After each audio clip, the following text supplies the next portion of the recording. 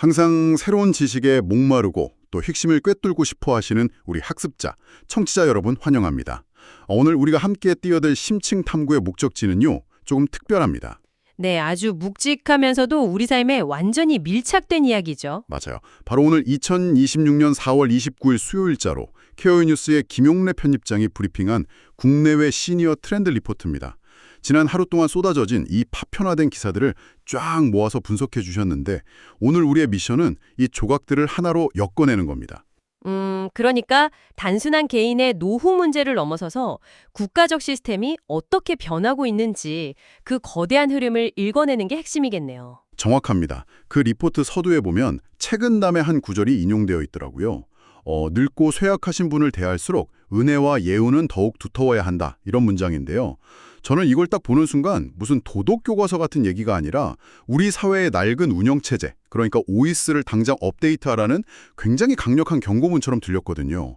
자, 본격적으로 이 내용들을 하나씩 풀어볼까요? 네, 여기서 주목해야 할 아주 흥미로운 점은요. 오늘 다룰 자료가 단순히 동네 어르신들 일자리 문제에서 끝나는 게 아니라는 겁니다. 아, 그럼 어디까지 가나요? 저 멀리 글로벌 AI 해킹 의혹까지 아우르고 있거든요. 그러니까 시니어 정책이라는 게 이제는 불쌍한 분들을 돕는 복지 차원이 아니라 경제, 지역사회, 그리고 첨단 기술을 관통하는 거대한 융합 의제라는 걸 먼저 머릿속에 담아두시고 들으시면 좋겠습니다. 와, 일자리부터 AI 해킹까지라니 진짜 스펙트럼이 넓네요. 그럼 일단 가장 우리 피부에 와닿는 현실적인 이야기, 그 일자리와 건강 이야기부터 시작해보죠. 제가 그 한국노인 인력개발원 보도를 보니까 시니어 개개인의 인식이 완전히 달라졌더라고요. 그렇죠. 예전 패러다임과는 완전히 결이 달라졌습니다. 네, 예전에는 보통 어르신들 일자리 하면 뭐 폐지를 주우신다거나 거리 청소를 하시는 식으로 압도적으로 생계비 보충이 목적이었잖아요. 근데 이제는 일하는 이유의 무게중심이 건강 유지, 그리고 사회적 관계 형성으로 확 이동을 했단 말이죠. 맞습니다. 일의 목적이 생존에서 존재로 넘어간 아주 결정적인 장면이죠. 근데 여기서 잠깐 제가 통계를 보다가 좀 의아했던 부분이 있어요. 시니어분들이 희망하는 급여 수준이 월 95만 원 안팎이라고 나오더라고요. 현실적으로 요즘 물가 생각하면 95만 원으로 생계를 온전히 유지한다는 건 턱없이 부족하잖아요. 진짜로 생존이 목적이 아니라면 굳이 이 고된 노동시장으로 왜 나오시라는 걸까요? 바로 그 95만 원이라는 금액의 숨은 의미를 우리가 읽어야 합니다. 이게 단순한 용돈벌이나 알바비가 아니거든요. 그럼 어떤 의미인 거죠? 내가 이 사회에 여전히 필요한 존재이고 뭔가 기여하고 있다는 일종의 소속감에 대한 최소한의 청구서 같은 겁니다. 아, 소속감에 대한 청구서요. 와, 표현 진짜 와닿네요. 네, 과거처럼 그냥 불쌍하니까 주어지는 시혜적인 노역이 아니라요. 내 시간과 에너지를 온전히 투여해서 실질적인 성과를 내고 생산자로서의 역할을 회복하겠다는 의지인 거죠. 그래서 최근에 지자체들 움직임도 완전히 달라졌습니다. 인천시 같은 경우를 보면요. 무려 2,419억 원을 투입해서 55,646명에게 일자리를 제공한다고 발표했습니다. 잠깐만요. 2천억 원이 넘는다고요? 지자체 예산으로 그렇게 막대한 금액을 일자리에 쏟아붓는 건 엄청난 베팅 아닌가요? 겉보기엔 그럴 수 있죠. 하지만 이게 단순한 매몰 비용, 즉 복지 지출이 아니라 엄청난 수익률을 자랑하는 투자이기 때문입니다. 투자요? 네, 그 자료에 나온 양평 시니어 클럽의 종사자 친절 교육 사례나 최근 ESG 연계형 취약계층 돌봄 현장에 투입되는 일자리들이 확 늘어난 걸 보면 알 수 있습니다. 시니어들이 밖으로 나와서 활발하게 움직이고 사회와 교류하면 우울증이나 만성질환 발병률이 극적으로 떨어지거든요. 아, 그러니까 결국 장기적으로 보면 국가가 부담해야 할 막대한 의료비나 요양비를 획기적으로 줄여주는 가장 확실한 예방주사라는 거네요. 바로 그겁니다. 기존 일자리가 임시 반창고였다면 지금은 사회의 핵심 장기로 다시 편입시키는 과정인 거죠. 와, 그렇게 연결되니까 이해가 확 되네요. 그러면 여기서 자연스럽게 치매 이야기로 넘어갈 수밖에 없겠어요. 일자리가 최고의 예방주사라면 사실 치매는 시니어분들이 가장 두려워하는 질병이잖아요. 맞습니다. 어제 하루에만 쏟아진 치매 관련 기사만 해도 무려 60건 넘더라고요. 60건이요? 하루에요? 네, 여기서 우리가 주목해야 할 건 치매 대응의 패러다임이 어떻게 변하고 있느냐입니다. 헬스조선에 보도된 아주 흥미로운 연구 결과가 하나 있었는데 치매 환자의 체중이 급격하게 감소할 경우에 사망 위험이 최대 2배까지 높아진다는 내용이었어요. 잠깐만요. 치매는 뇌질환이잖아요. 근데 체중 감소랑 무슨 직접적인 상관이 있는 거죠? 이게 진짜 중요한 포인트인데요. 인지 능력이 떨어지기 시작하면 가장 먼저 무너지는 게 뭘까요? 바로 일상의 루틴입니다. 아, 밥 챙겨 먹고 씻고 하는 그런 거요? 그렇죠. 제때 식사를 챙기고 적당히 움직이는 그런 기초적인 생활이 안 되는 거예요. 체중이 준다는 건 결국 근육량이 빠진다는 뜻이고 이건 바로 낙상사고나 전신 쇠약으로 직결되거든요. 그러니까 치매라는 걸 단순히 병원 침대에 누워서 약 먹는 어떤 임상적인 영역으로만 볼 게 아니라 환자가 매일 밥 먹고 움직이는 일상생활의 영역에서 관리해야 한다는 과학적인 증거네요, 이게. 정확합니다. 약물 치료만큼이나 옆에서 누군가 어르신 오늘 식사는 하셨어요? 하고 챙겨주는 그 일상이 생사를 가르는 핵심이 된 거죠. 아, 그래서 전국 각지에서 그 걷기 행사가 그렇게 열풍이었군요. 보니까 달서구, 포항, 고흥 막 사방에서 치매 극복 걷기 행사를 하더라고요. 걷기라는 가장 일상적인 활동을 사회 시스템 안으로 확 끌어들인 거네요. 네, 그 봉화 물리하면 오로길이에 생긴 치매 보든마을 현판식 기사도 같은 맥락입니다. 치매는 이제 골방에 숨어서 가족들끼리만 고통받는 질병이 아니라는 선언이죠. 마을과 국가 단위의 공동관리 영역으로 들어온 거군요. 네, 그래서 서두에 말씀하셨던 그 154조 원이라는 치매 환자 자산 국가관리 논의도 결국은 이 거대한 프로젝트의 일환이라고 보시면 됩니다. 와, 그 154조 원이 동결되지 않고 환자 본인의 돌봄을 위해 투명하게 쓰이려면 확실히 국가 시스템이 필요하겠네요. 자, 그럼 청취자 여러분, 여기서 우리가 논리적으로 굉장히 뼈아픈 모순에 부딪히게 됩니다. 한번 생각해 보세요. 시니어들은 일자리를 원하고 또 사회로 나오고 싶어하고 자본도 있어요. 한마디로 국민들은 준비가 다 끝났다는 뜻이죠. 그렇죠. 마음의 준비를 넘어 행동하고 계시죠. 네. 그런데 이분들이 막상 밖으로 나와서 국가의 통합 돌봄 시스템이라는 문을 딱 두드렸을 때 과연 우리 사회가 이걸 맞이할 준비가 되어 있느냐는 겁니다. 현장의 상황을 보면 말 그대로 시스템 과구화, 병목 현상의 극치를 보여주고 있죠. 진짜 그래요. 자료에 나온 통합 돌봄 시행 한 달 성적표를 보면 겉보기엔 완전 대성공이에요. 강원도는 신청 건수가 4.2배나 폭증했고 대구는 750건, 대전 중구도 500건. 수요가 그야말로 폭발하고 있단 말이죠.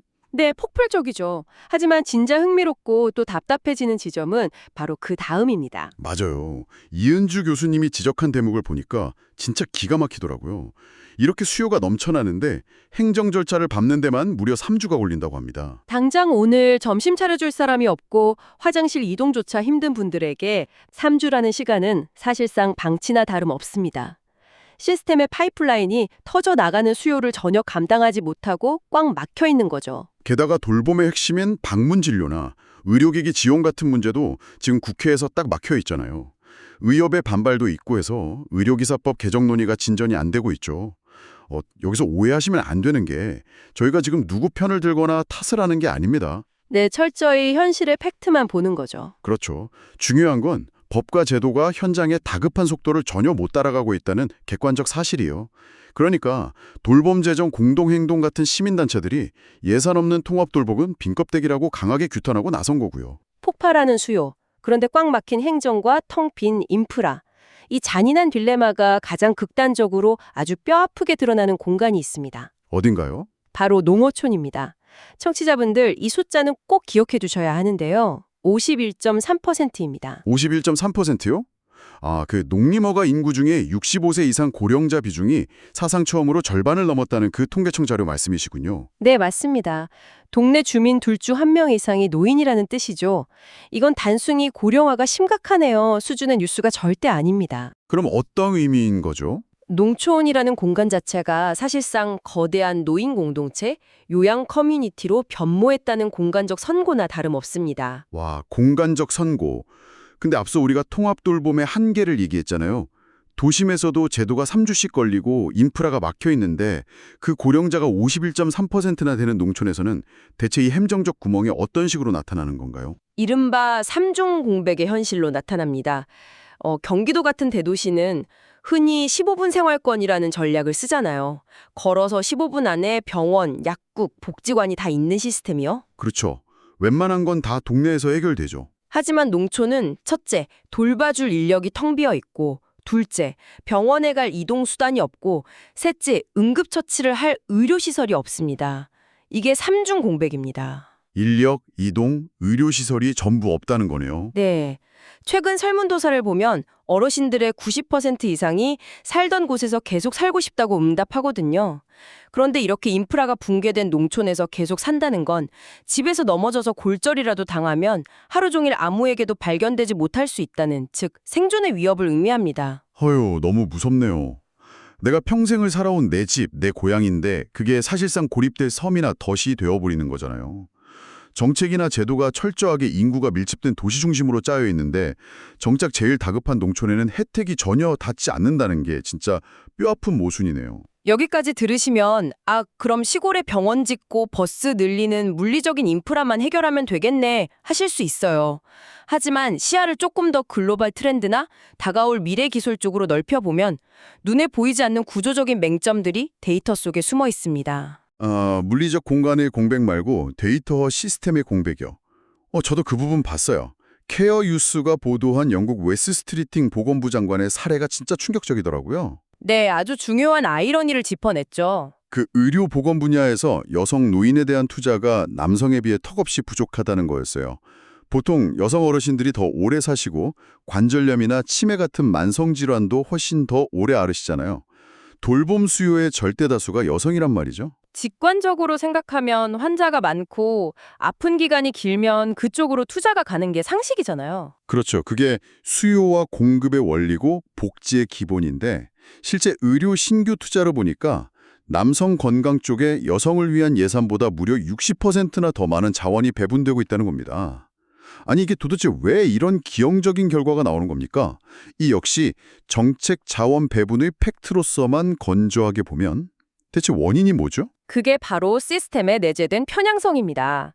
의료 쪽 R&D나 투자는 보통 눈에 확 띄고 사망률이 높은 급성질환이나 첨단 외과 수술 쪽에 집중되는 경향이 강하거든요. 반면에 여성 노인분들이 겪는 만성질환이나 일상적인 돌봄의 영역은 상대적으로 덜 혁신적인 유지보수 취급을 받아서 예산 배정에서 쫙 밀려나는 겁니다. 알겠습니다. 그러니까 파이프로 비유하자면 물이 가장 많이 필요한 넓은 밭. 즉 여성 노인의 만성질환 쪽에는 엄청 얇은 빨대 하나만 꽂혀 있고 상대적으로 물이 덜 필요한 급성질환 쪽에는 아주 굵은 송수관이 연결되어 있는 거네요. 시스템이 현실 데이터를 전혀 못 따라가고 있다는 거군요. 맞습니다. 그리고 이런 눈에 보이지 않는 시스템의 맹점은 곧 닥쳐올 최첨단 AI 기술 시대에 가장 치명적인 역습으로 돌아올 수 있습니다. 그래도 자료 보면서 기술 발전 속도에 놀랐거든요. 아까 그 뉴로핏의 치매 영상 진단 AI 보면서 와, 이제 뇌 사진만 보면 AI가 치매를 척척 찾아내는구나 하면서 감탄했단 말이죠. 네, 그렇게 AI가 돌봄과 진단에 훌륭한 동반자가 되는 빛의 영역이 있다면 반대로 어마어마한 그림자도 존재합니다. 케어유 뉴스가 엔스로픽이라는 기업의 슈퍼 AI, 미토스라는 모델을 보도했잖아요. 네, 그 디지털 해킹 위험 말씀하시는 거죠? 근데 AI 해킹은 약간 기업이나 국가 안보 차원의 문제 아닌가요? 시니어 트렌드랑 어떻게 연결이 되는 거죠? 방송 초반에 우리가 치매 환자의 자산 154조 원을 국가 단위의 신탁 시스템으로 묶어서 관리해야 한다고 했었죠. 네네. 어마어마한 돈이라고 했었죠. 그 거대한 관리 시스템이 어디에 구축될까요? 결국 디지털 뱅킹, 클라우드 위로 올라갑니다. 시니어들의 의료 기록, 금융자산, 일정이 다 디지털화 되는 거죠. 그런데 이 미토스처럼 고도화된 AI가 사이버 보안의 취약점을 순식간에 파악해서 해킹을 시도한다면 평소 디지털 리터러시가 부족한 고령층은 그야말로 속수무책으로 털리는 거대한 먹잇감이 되는 겁니다. 와, 진짜 소름 돋네요. 멀리 외국 AI 얘기할 것도 없이 어제 국내 기사만 봐도 견적이 딱 나옵니다. 70대 어르신 상대로 원가 몇만 원밖에 안 하는 차량 블랙박스를 무려 350만 원에 흥정해서 팔아먹으려던 악덕업체 기사 났었잖아요. 네, 아주 질 나쁜 범죄였죠. 오프라인에서도 그냥 기기 조작 좀 서툴다고 이렇게 원시적인 사기를 치는데 눈에 보이지도 않고 목소리나 얼굴까지 가족이랑 똑같이 위조해내는 AI가 작정하고 어르신들 디지털 지갑을 노린다면 와, 이건 개인 차원에서는 절대 못 막겠는데요? 그렇습니다. 그래서 이 리포트가 무서운 겁니다. AI 돌봄 로봇이 말벗이 되어주는 시대가 온다고 마냥 좋아할 게 아니라 사이버 범죄로부터 시니어를 선제적으로 보호하는 보이지 않는 디지털 방파제를 국가가 앞장서서 구축하지 않으면 그 15조 원이라는 자산은 한순간에 증발할 수도 있다는 거죠. 아, 진짜 들을수록 끝이 없네요. 오프라인에서는 텅 빈 농촌의 삼중 공백을 메워야 하고 정책적으로는 성별에 따른 그 어이없는 데이터 격차를 바로잡아야 하고 디지털 공간에서는 AI 해킹을 막을 거대한 방파제까지 쌓아야 합니다. 자, 벌써 시간이 이렇게 됐네요. 오늘 우리가 달려온 이 깊고 넓은 여정을 서서히 갈무리해 보겠습니다. 네, 많은 조각들이 하나로 맞춰졌죠. 김영래 편집장이 리포트 마지막에 남긴 오늘의 트렌드 한 줄을 보니까 왜 이런 문장을 썼는지 이제야 100% 이해가 가더라고요. 국가가 치매 환자의 재산을 보호하고 통합돌봄에 수백 명이 몰려들며 인구 절반이 노인인 농촌의 현실을 볼 때 한국 사회는 노후를 개인의 문제가 아닌 국가 설계의 문제로 마주하고 있다. 이거였죠. 맞습니다. 아주 완벽한 통찰입니다. 청취자 여러분, 오늘 우리가 나온 이 이야기들은 단순히 남의 이야기나 막연한 노인들의 이야기가 아닙니다. 당장 내 부모님의 현실이고 조만간 우리 모두가 살아가게 될 미래 사회의 청사진이자 생존 전략입니다. 오늘 이렇게 퍼즐을 쫙 맞추고 나니까요. 제 머릿속에 이 자료들로부터 파생된 아주 도발적인 질문이 하나 떠오릅니다. 오, 어떤 질문이죠? 노후가 철저히 개인을 넘어 국가 설계의 문제로 넘어왔잖아요. 그렇다면 머지않아 국가의 인구 과반수 자체가 시니어가 되었을 때 과연 우리는 국가라는 개념 자체를 거대한 초연결 돌봄 커뮤니티로 완전히 새로 정의해야 하는 것은 아닐까요? 세금 걷고 국방을 지키는 기관을 넘어서 돌봄 자체가 국가의 존재 이유가 되는 시대 말입니다. 국가 자체가 초연결 돌봄 커뮤니티가 되어야 한다. 와, 오프닝 때 제가 최근담 구절 인용하면서 운영체제 업데이트해야 한다고 했잖아요. 그 업데이트의 최종 완성 버전이 바로 전문가님이 던져주신 이 거대한 질문 안에 들어있는 것 같습니다. 청취자 여러분, 방송 끝나고 나서 출근길이나 산책하실 때 이 묵직한 질문을 꼭 한번 스스로에게 던져보시기 바랍니다. 과연 우리가 살아갈 미래의 국가는 어떤 모습이어야 할까요? 오늘 우리의 심층 탐구가 배움을 즐기는 여러분의 뇌를 아주 기분 좋게 자극했기를 바랍니다. 다음에도 여러분의 지적 호기심을 완벽하게 채워줄 날카롭고 흥미로운 자료들을 한가득 들고 다시 찾아오겠습니다. 끝까지 함께해 주셔서 감사합니다.